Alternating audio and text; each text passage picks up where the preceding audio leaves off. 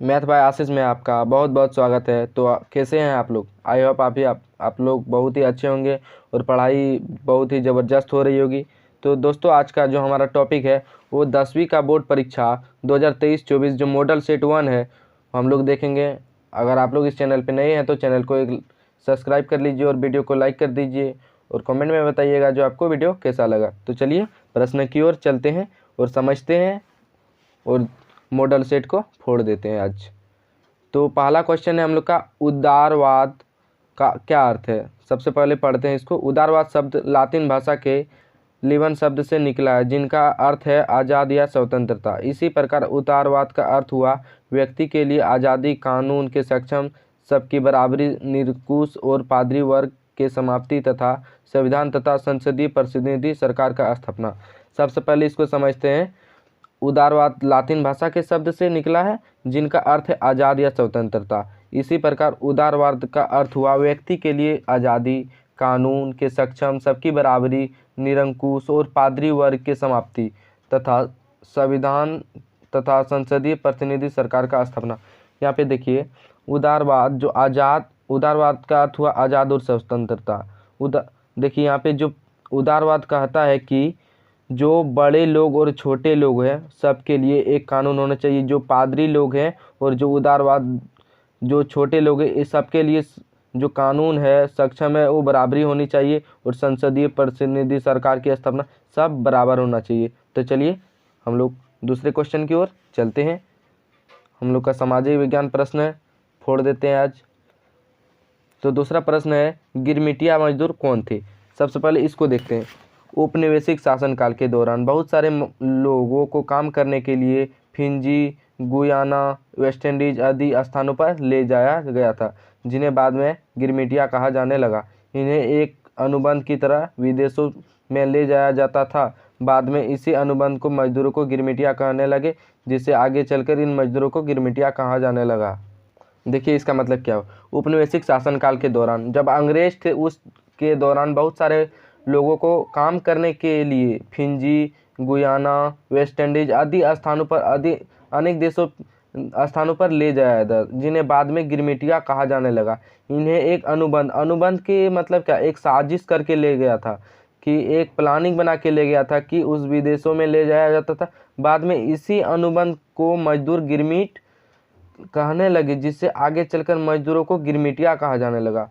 पहले गिरमिट बोलने लगे, उसके बाद आगे चलकर इसको गिरमिटिया कहा जाने लगा। गिरमिटिया कौन थी? जो हमारे भारत देश के औपनिवेशिक काल में जो हमारे जो प्लानिंग बना के दूसरे देश ले गए थे काम करने के दौरान, उसी को हम लोग गिरमिटिया उन लोगों का जो अंग्रेजों ने नाम दिया।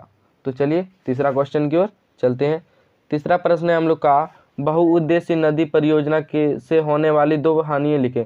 देखिए सबसे पहले बहुउद्देशीय नदी परियोजना से हम लोग सिर्फ लाभ ही पढ़े हैं, अब की बार हानि पढ़ेंगे। बहुउद्देशीय नदी परियोजना से होने वाली दो हानियां निम्नलिखित है।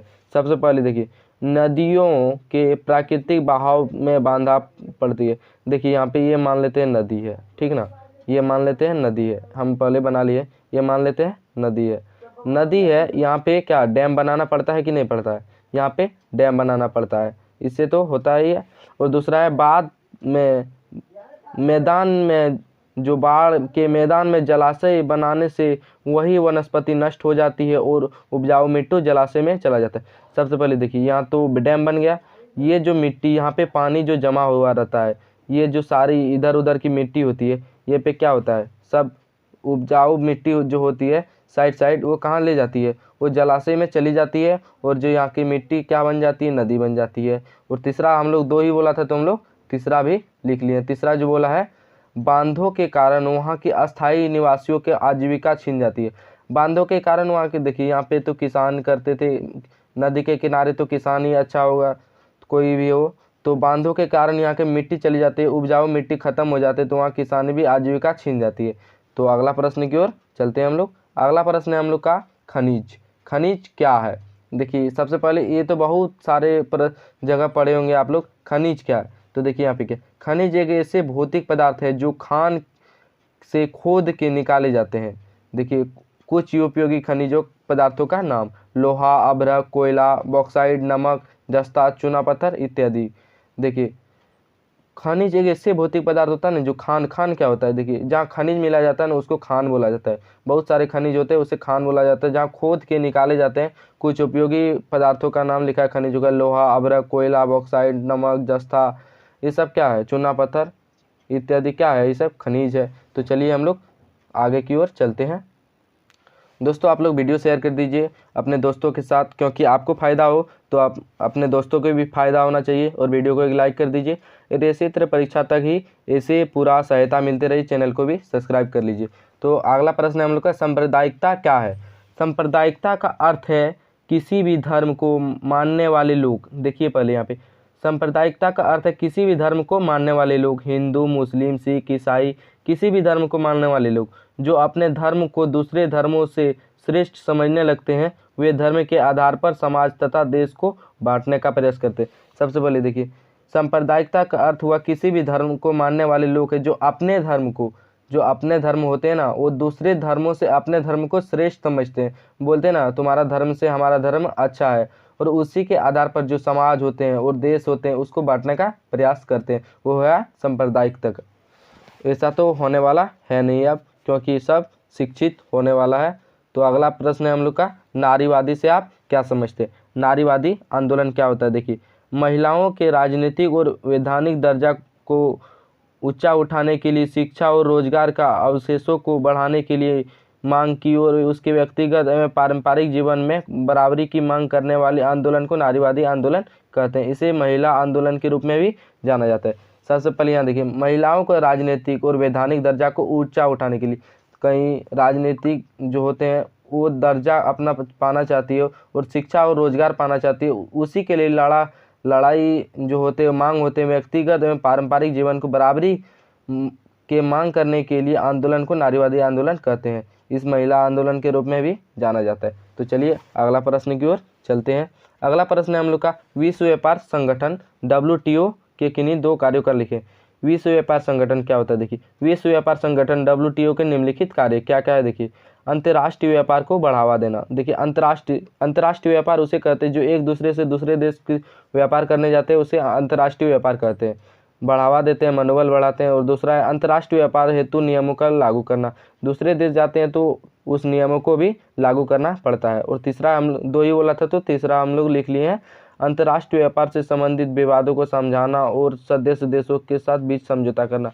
देखिए कई देश जाते हैं व्यापार करने के लिए, लेकिन वहाँ पे विवाद हो जाता है, वहाँ समाधान और सदस्यों के बीच समझौता भी करना पड़ता है।